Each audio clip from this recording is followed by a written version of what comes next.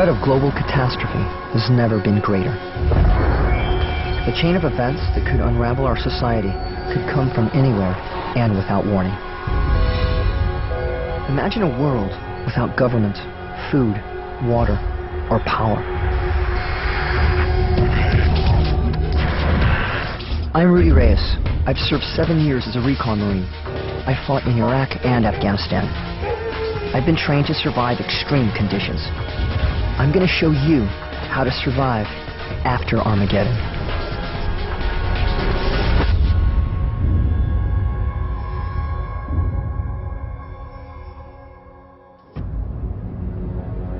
Tragic events like Katrina and 9/11 show us that all the things we take for granted can be destroyed with terrifying speed. Homeland Security tells us to prepare for 72 hours after a major disaster. But what happens if there is no Homeland Security? No law, no one to help you. If you survived a catastrophic disaster, you would probably emerge into a very different world. Everything will have changed, and I mean everything.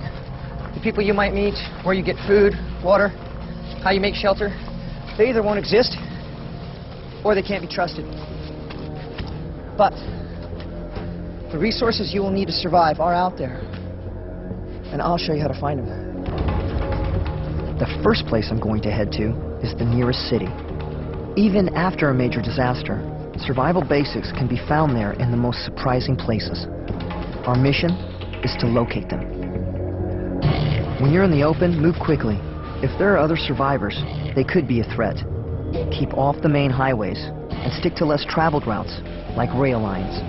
When society breaks down, people will be desperate, they'll be hungry, they'll be disoriented. If they see you, they'll want to fight you for what you got. So you've got to blend, you've got to hide, deceive, camouflage your movements, in and out of the city. So if you do run into somebody, you run into them on your terms. After a major disaster, traveling will be much tougher and potentially dangerous. Freeways could be jammed with abandoned cars, trains and airports inoperable, rivers contaminated, and bridges and tunnels blocked. If civilization breaks down and martial law is put into place, bridges will be raised or blocked to limit people's movement. We can't swim the river. Treatment plants, sewage plants, they're going to be shut down. There could be all kinds of caustic chemicals and poisons in there. Not a good idea. So you've got to figure another way around. Try not to let obstacles like this stop you. There's always a way to overcome them. I know it looks crazy, but with proper procedure, it can be done. Using an old tire iron I found, I'm going to improvise a grappling hook. With the rope I've got in my pack, I'm going to make a simple ladder to climb up onto the other side. All right, we're going to have to make some handholds and some footholds. It's a butterfly knot. The butterfly knots will act as a rope ladder and let me climb up once I've swung out. Great handhold, great foothold, equal tension, both up and down, very secure. This tire iron will make an ideal grappling hook. Twist. Tire irons and crowbars like this will be easy to find, and they have 1,000 uses. They easily earn their weight in my pack. All right, here we go. All right, you're looking for a really good anchor point. This looks like a great anchor point, not too far away. We're going to try to get it in there, give it a tug. If we've got some positive purchase with this grappling hook, we're good to go.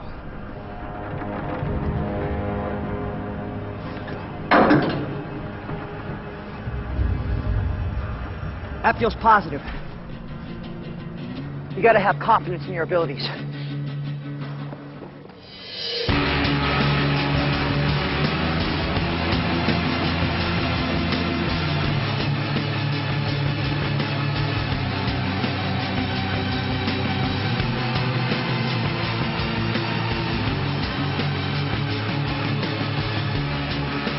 The rope would be too thin to climb without butterfly knot handholds. Keep focused where your hands and feet are placed and think about your next move.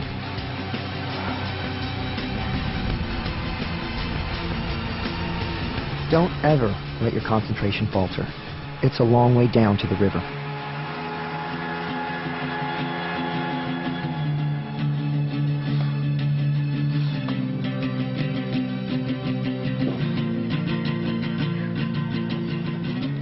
We're really exposed up here. You need to make your way off to this danger area as fast as you can. Night's coming in fast. You need to make shelter.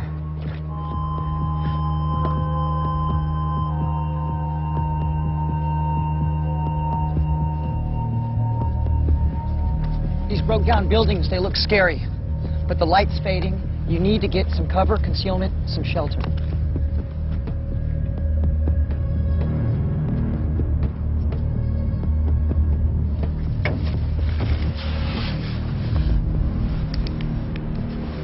This flashlight with fresh batteries, it's going to save your life.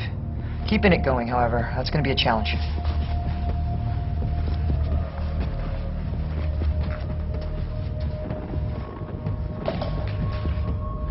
Every time you move into a new area, you do a security sweep. You don't know who's been here, you don't know who still may be here. You carry your flashlight just like so you can use it as a weapon if somebody does pop out around a corner with a bad attitude.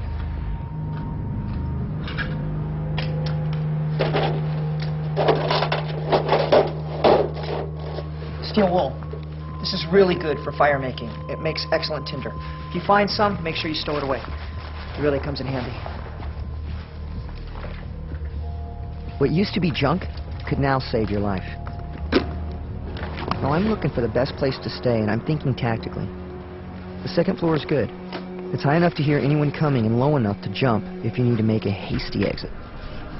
Remember to cover your tracks. All right, a few things to consider with the harbor site. You want a place that's secure and secluded. Also, you need to be able to fight and defend yourself from this position, and you need an escape. If you've got to make a hasty retreat, it's got to be something that you can get to and get out fast. It's not the Hilton, but it's going to do good for us.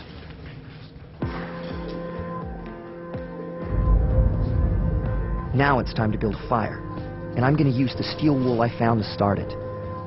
Let's fray it up a bit. There we go. Because as these little baby wires get pulled out from the big mass, they're going to catch a lot easier. And now here's the trick. All right, you're going to take this power source, this battery, 9 volt, and you're going to put it to this steel wool. Make sure you don't stow these supplies together, because it'll go up. Just like this.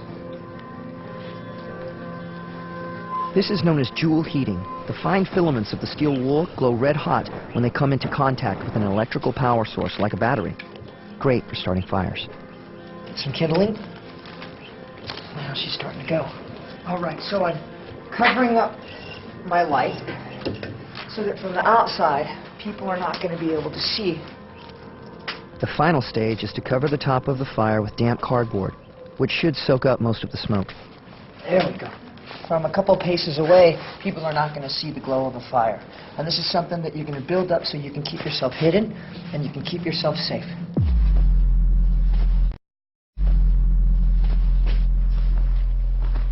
Always assume you're under observation.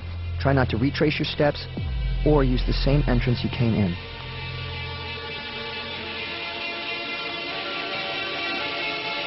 In this building, and in many others, there is a way out you've probably never considered. But in an emergency, it could save your life. Great, this is exactly what we're looking for. Now, keep in mind, without power, the elevator is going to be a lot tougher to open on this side than on the other side. But normally there's some kind of catch. They're designed so that if there's an emergency, people can escape them. Let's give it a go.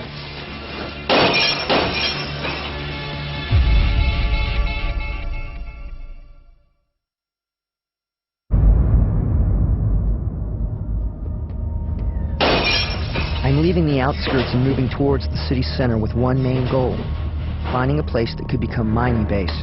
But before I go, here's a great way to leave a building: through the elevator shaft. In an emergency, this trick could get you out without being spotted. These elevator shafts, they're one of the strongest constructed elements in a building. This is what you're going to use to get down. This makes a very stealthy way in or out of a building. Let's do this. This looks crazy, but the technique to get down is easier than you think. There's a gap of about a foot. Just reach out with both hands and commit.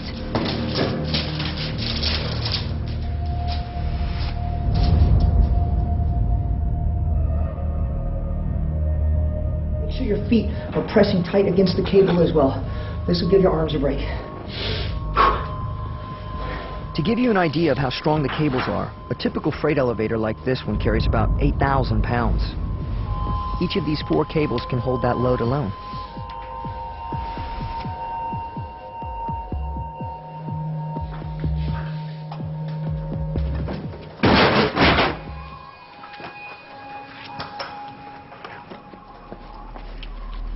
I'm moving towards downtown. That should give us the best chance to find a more secure base. But since the city has a residential district along the way, I want to check it out. As disaster unfolds, residential neighborhoods like this could become conflict areas. Many people's natural instinct is to leave, take as many of their belongings as they can, and head for the roads. It's called the flight response. Looters then fill the vacuum. But a place like this could still offer rich pickings. Look out for houses with windows or doors intact, or even better, still locked. I know it's totally counterintuitive that we're going to break this door in, but this is not somebody's home anymore. This is your survival. This is your way to your next mission. There's some good tools, resources, maybe food that we could use in here. When you're making an entry, it's about speed, surprise, violence of action. You need to be ready for anything, and I mean anything that's on the other side of this door. Let's do this.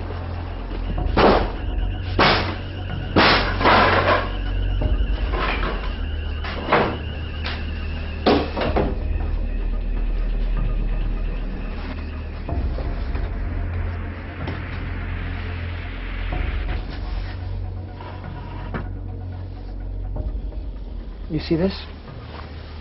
Forced entry. I don't know if that was a month ago, a week ago. It could have been 5 minutes ago. So you got to think about things like that. You got to be looking for signs of movement, signs of people. People could be our friend, they could also be our enemy. If things fall apart and civilization is in pieces, you can only rely on one person first, and that's you.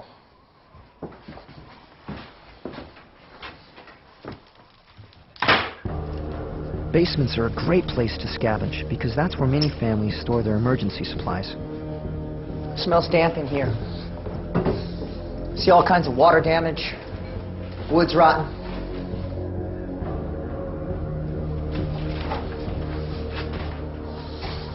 Here we go. This is freaking treasure. This is sustainability.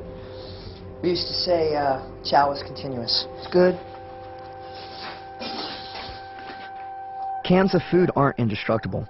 Seals can break, air can get inside, introducing bacteria and diseases like botulism. Oh, listen to this. You hear that? Rotten. Obviously, air has gotten in there, and this is a no-go. All right, let's throw this good stuff in our rucksack. Let's check out the garage. You look around here, this could easily be your uncle's garage.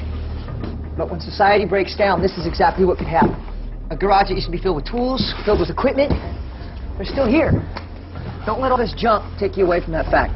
Let's go find some. Oh, this is a real good piece of gear. Bicycle pump.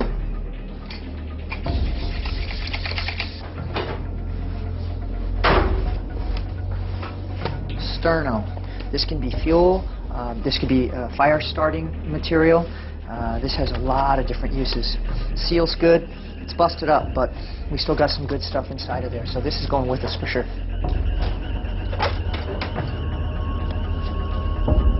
So far I've found some food and equipment, but there's another need just as vital. Information. In a world with no power, internet, or cell phones, information could come from a place you'd never expect. And that's where I'm heading now. Shh. Library. Libraries are full of information. Anything from mechanical and electronic to pharmaceutical first aid. And of course, maps. Maps of the city and the surrounding area are going to help you find more resources, find more supplies. Now, before the apocalypse, you probably did not have a library card. But after the apocalypse, this place, it'll be your best friend. You'd expect that libraries would be an immediate target.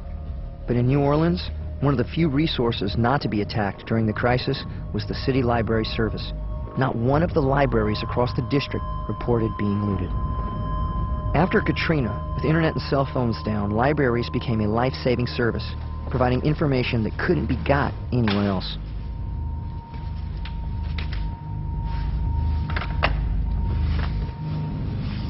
To use them, think back to grade school when you probably learned the Dewey Decimal System. 912, Mike 32. That's how books are cataloged, placed in a specific repeatable order that makes them easy to find. The first set of numbers refers to the category. Geography and mapping is in the 900s.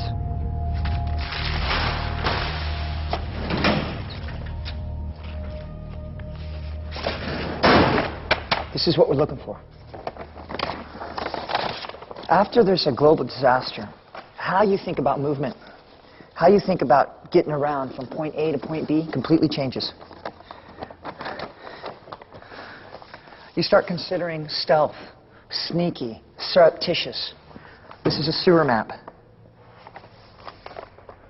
And this could save your life.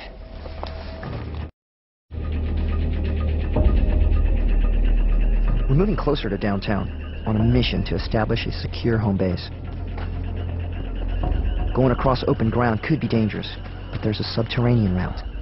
There's a highway running right into the city underneath our feet. It's called the sewer system. The manhole covers can weigh upwards of 100 pounds, but there's a simple method for lifting them. You'll need a bit of cordage like this old shoelace and a short piece of metal thin enough to fit through the pick hole. All right, this is a simple Prusik. See the bite? This part that goes over and locks the rope down. It's also really easy to take off once we get this manhole off. You'll need some extra leverage. Like I said, these things are pretty heavy.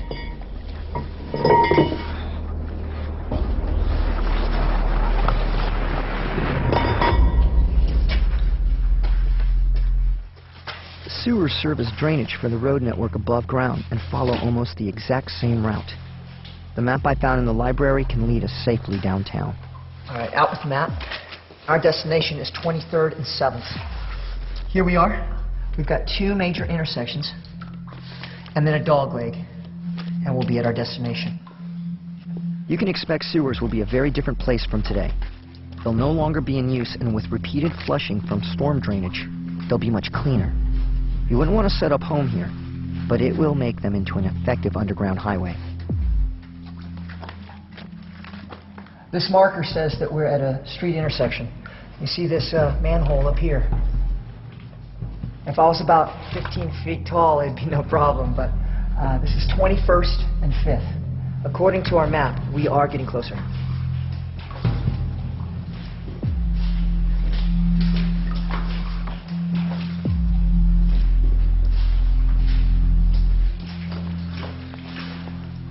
'23rd and 7th. We're here. After 9/11, many cities adopted new security measures. To block potential terrorist attacks, manhole covers were tagged so any attempts to tamper with them could be monitored. Some were even welded shut. I don't see any markings. I'm going to give this one a shot.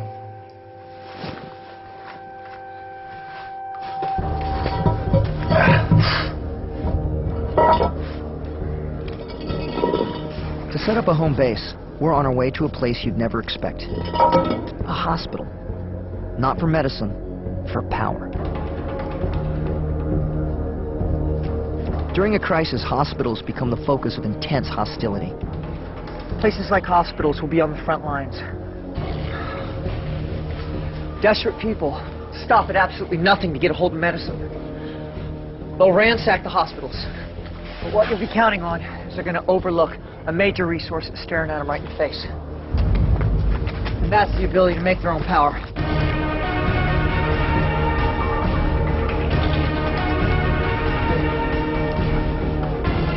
Every hospital has a backup generator designed to work even when the entire power grid fails. Getting it started could be the key to survival. And that's what you're going to do. You're going to find a way into that backup generator, and you're going to make a base here.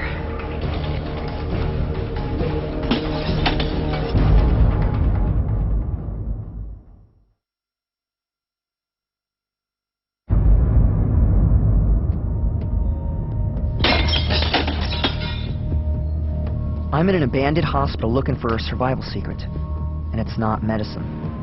That will all be gone.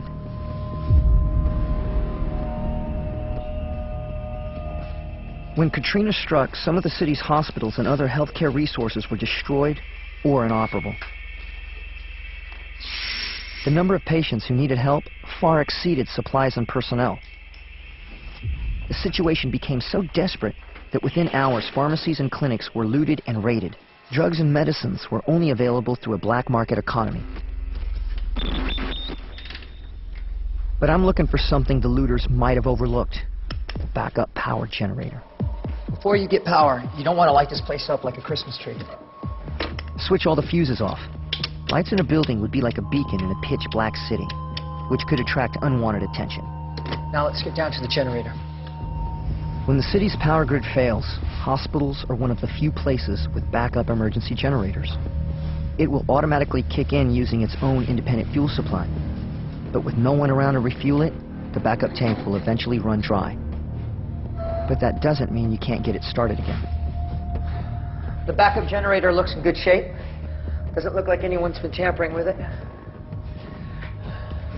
All right, you see here, selector switch is on auto. That means when there's a power outage and the grid goes down, this generator kicks back on and takes up the slack. So if you can get some fuel and get it fired up, you can start making electricity and building a base. Finding fuel won't be easy, but it's there if you know where to look, like in underground tanks at gas stations. Most generators run on diesel, which makes things easier. Unleaded. When you're looking for fuel, diesel is going to be your best bet. This is it.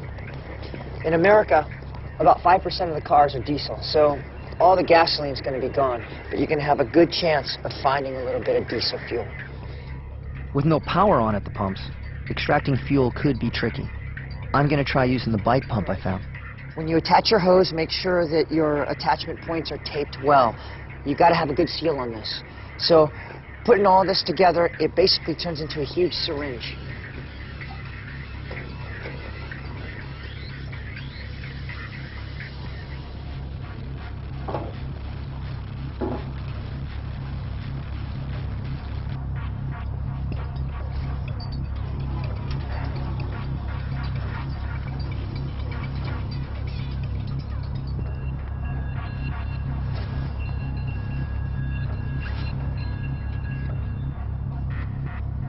There's not much in the tank, but every drop will be precious, and you need to make sure you get all you can. And stay on the lookout for anything else you can use. See that? It's a battery.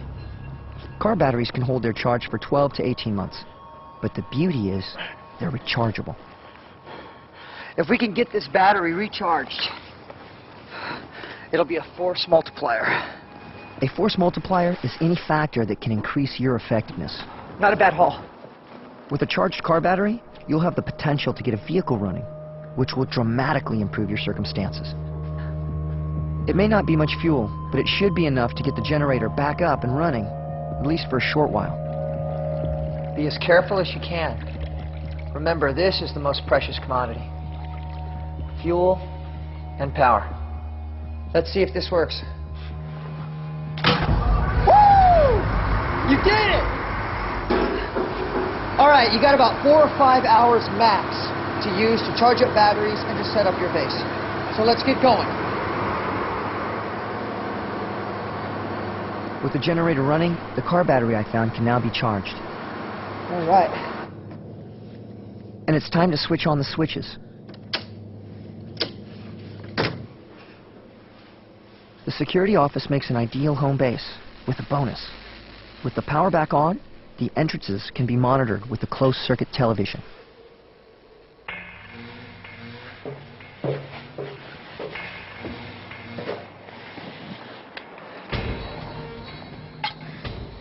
Now that we're safe, it's time to think again about food and water. Rain catchment on the roof is a great source of fresh water. Your water's sterilized from boiling. And I know you gotta be hungry. Potluck's on the menu.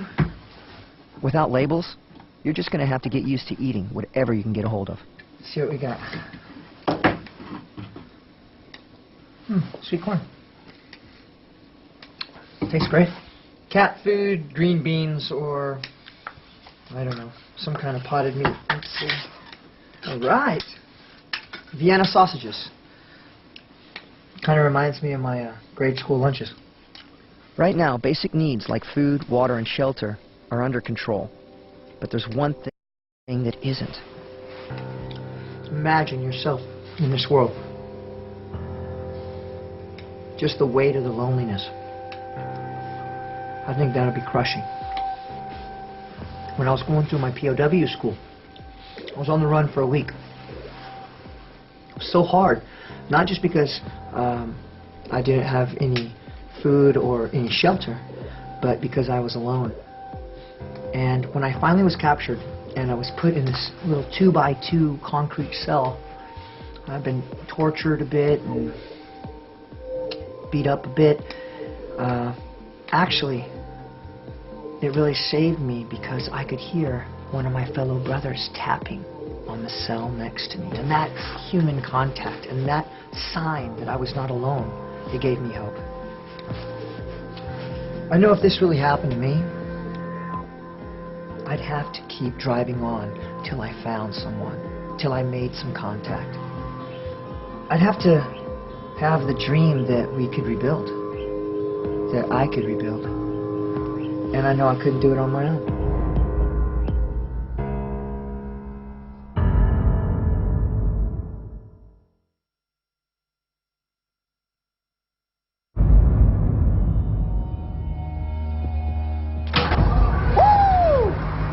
We're in a secure base in an empty hospital near city center.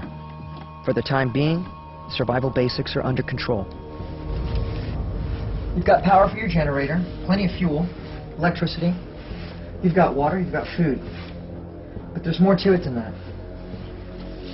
Without making contact with others, survival is pointless. I'd tell you what I'd want to do. I'd want to make contact by building a radio transmitter. I'd get to some high ground, make an antenna, and then I'd broadcast a signal. So we gotta think outside the box. That means remembering what might have survived. Shortwave radio. That's going to be your best way of communicating after all else is gone. And there are places to find transmitters you wouldn't expect. Checkered cab. That's right, a taxi company. A taxi dispatch center could have just what we need.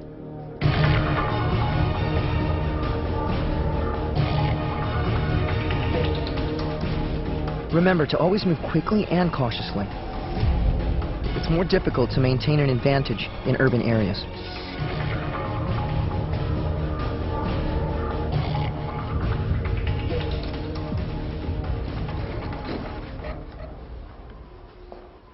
Bingo. This is what we're looking for. This taxi cab dispatch center has all the communication gear we need. Right here is a power source. This is a 12-volt dry cell battery. It's heavy, but it's worth its weight because unlike a wet cell, it'll hold a charge for a long time. All right, let's see what we got here. Tape recorder, good to go. CBs, radios. All right, we've got a loose one. Might be busted. Gotta check it. And bingo, we're in business. All right. Handset, transmitter, power source, tape recorder. This will come in handy. It's a step down. Probably came from a coffee maker. Here we go, here we go. This is a whip antenna. Got a nice magnet base. Coax looks good. If we want to transmit, this is essential.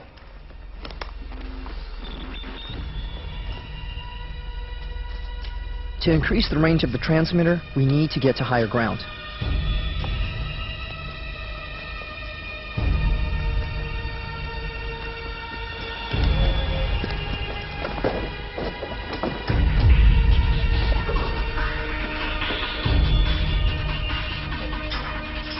Rooftops and fire escapes allow you to cross a city undetected, and if you encounter threatening groups, you'll have the upper hand and the means of escape at your control.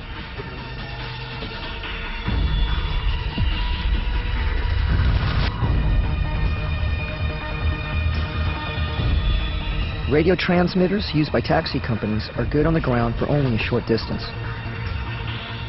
Getting to a higher, unobstructed point in the city will increase the distance by line of sight. The horizon from a 300-foot building will be about 25 miles.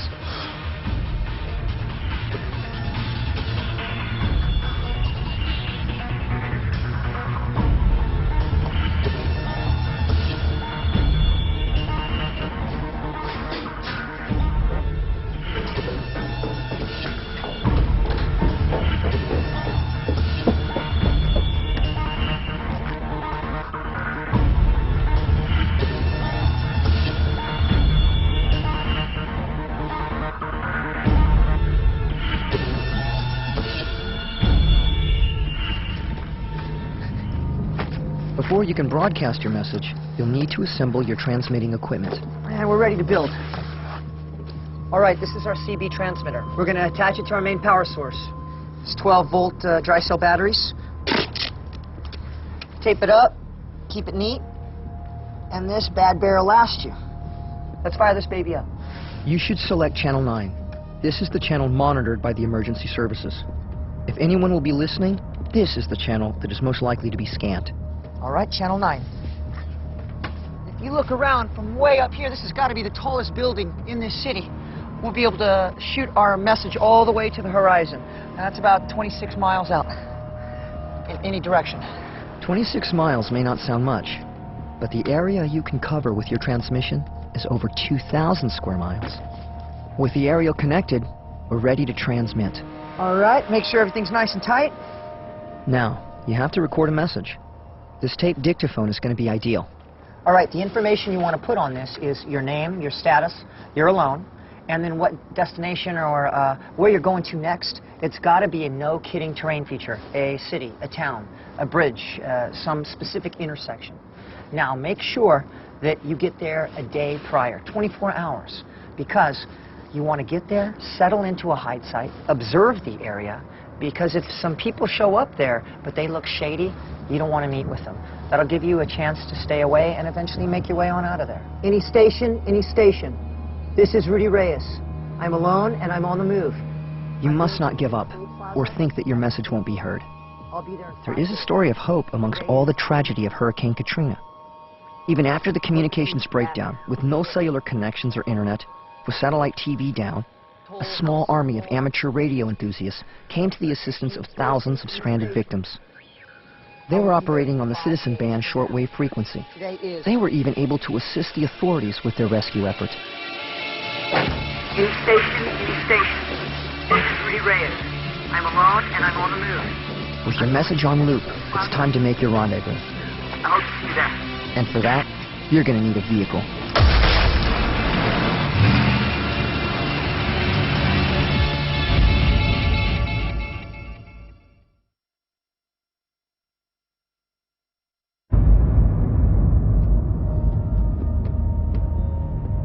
I'm Rudy Reyes. I'm showing you how you can survive if Armageddon comes. We've made a rudimentary transmitter and left a message trying to reach other potential survivors. This is Rudy Reyes.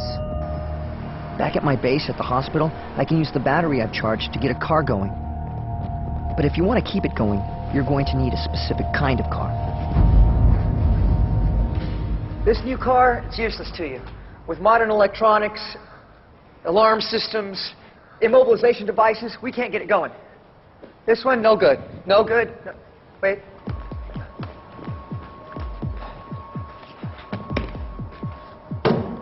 This old girl's gonna work for us. It's got something different than all the other cars do. They run on gasoline, she runs on diesel. Diesel engines are also super tough, super reliable, very rugged. Matter of fact, so rugged, we could even make our own fuel for this girl.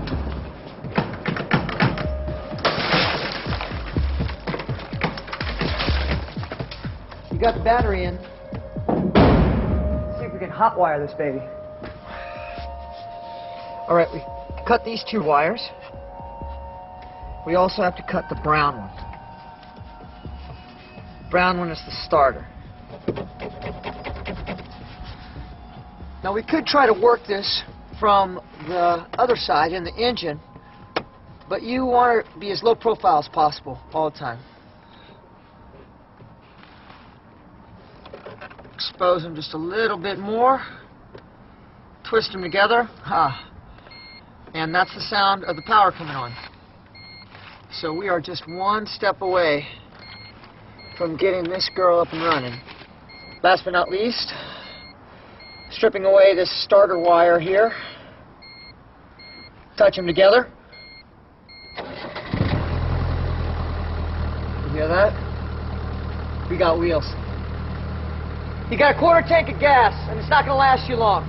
But I know where you can get more.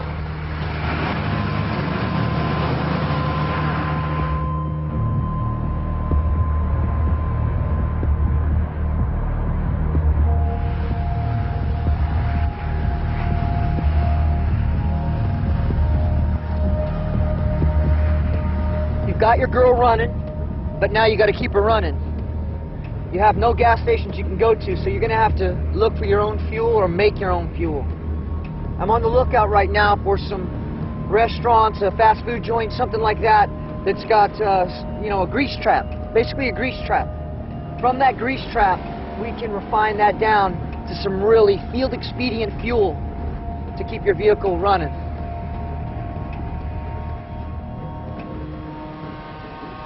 This is what we're looking for. Extracting filthy grease from this trap isn't everyone's idea of a good time, but this stuff is going to be like gold to you. All right, let's get into it. Let's see. I want to try to scrape off the top of this white muck and get that kind of clean looking, well, I mean relatively clean looking oil here. Yeah. This is the good stuff right here. No debris, it's pretty clear. This is what you want. You could use the grease in your engine as it is, but it would soon clog if you allowed it to cool. To make it run smoother, you're going to have to cook down the grease and find a covert place to light your fire.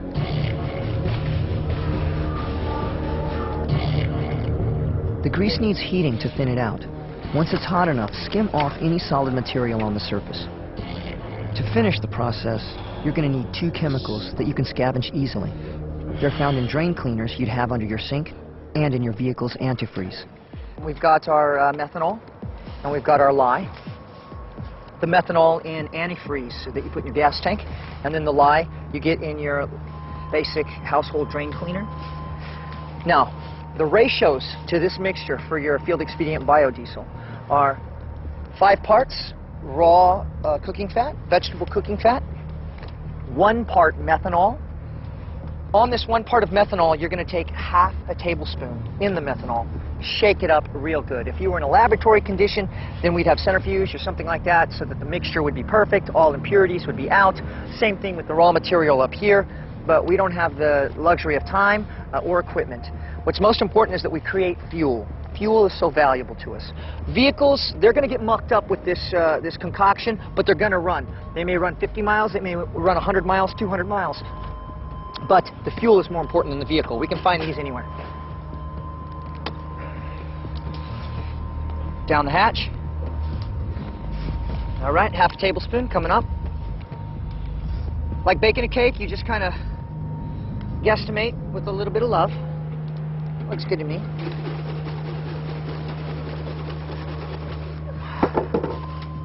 Again, be careful, it's hot. The methanol acts as a stabilizer, and the lye binds both the cooking oil and the methanol together. Allow the mixture to cool before pouring it into the tank. All right, this is going to be our filter. Making sure it's going in there.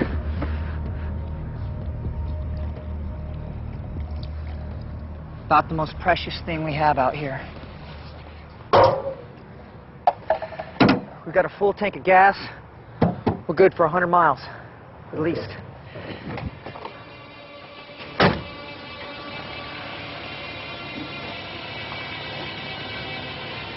How you survive after a disaster is up to you. Depends on what kind of person you are. Depends on what kind of world you find yourself in. You could stay, eke out some kind of survival, but for me, I would want something more. I'd want to see what else is out here. More importantly, I would want to see who else is out here.